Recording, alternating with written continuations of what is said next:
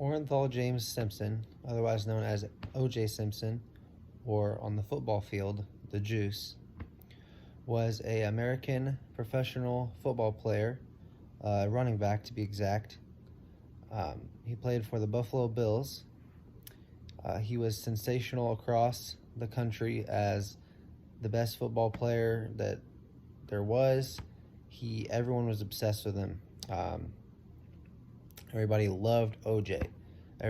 He was endorsed by uh, so many brands. He was the face of Hertz.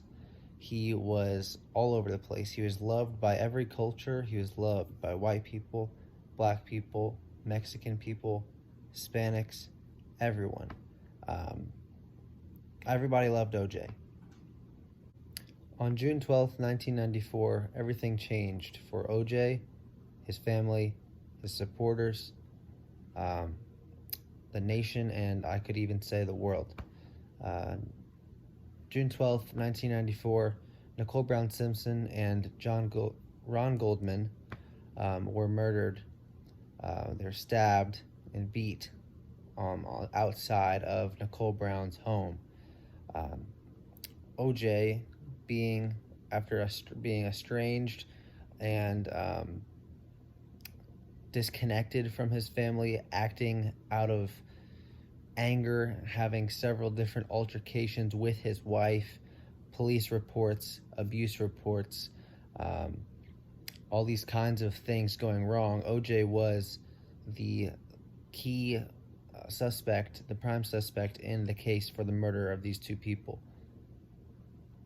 The trial of O.J. Simpson lasted a little more than 8 months. It was the first nationally broadcasted and filmed live trial for everyone out there to see. Everyone was tuned in. Nobody could get enough of it. It was all anybody talked about. OJ had people who supported him. He had from every community, and he had people who were against him and obviously thought that he did it.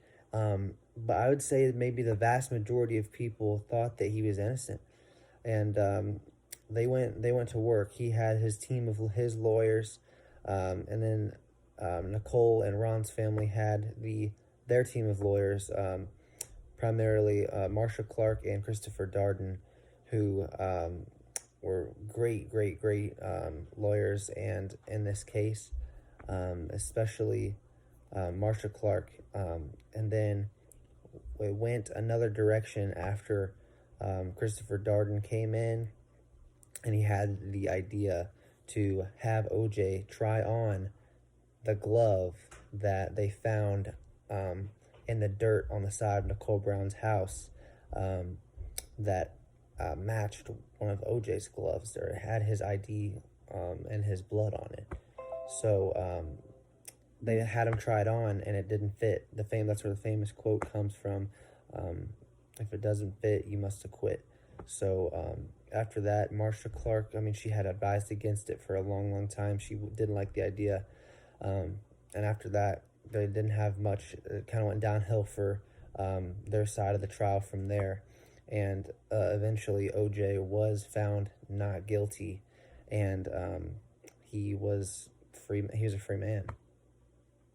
The effects of this trial are still felt today by the famous glove quote comes up all the time.